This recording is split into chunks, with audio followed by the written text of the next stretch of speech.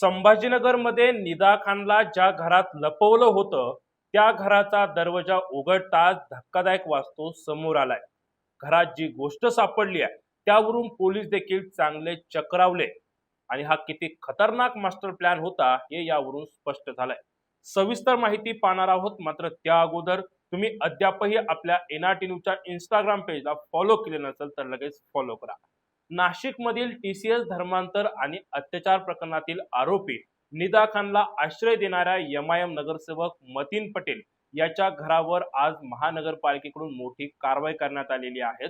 बुलडोझरना त्याचं घर पाडण्यात आलंय.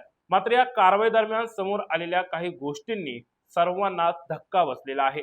पालिकेचे अधिकारी आणि पोलीस जेव्हा त्या घरात पोहोचले तेव्हा घर पूर्णपणे बंद होतं. त्यानंतर अधिकाऱ्यांनी दरवाजाचं कुलूप तोडलं आणि दरवाजा उघडताच घरात अनेक मेणबत्त्या पडलेल्या दिसून आल्या. आणि धक्कादायक बाब म्हणजे घरात कुठेही वीज वापरली जात नव्हती.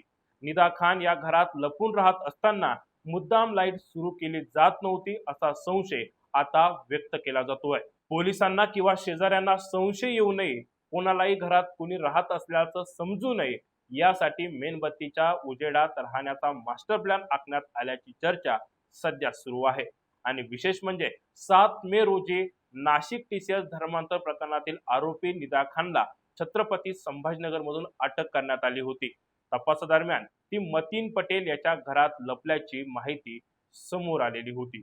आता याच मतीन पटेल याच्या घरावर पोलिसांनी आणि महानगरपालिकेने कारवाई केली आहे. यानंतर 9 मे रोजी महानगरपालिकेने अनधिकृत बांधकामात नोटीस बजावली होती. 72 तासात उत्तर मागवण्यात आलं होतं, मात्र समाधानकारक उत्तर न मिळाल्याने आज अखेर बुलडोझरची कारवाई करण्यात आली आहे.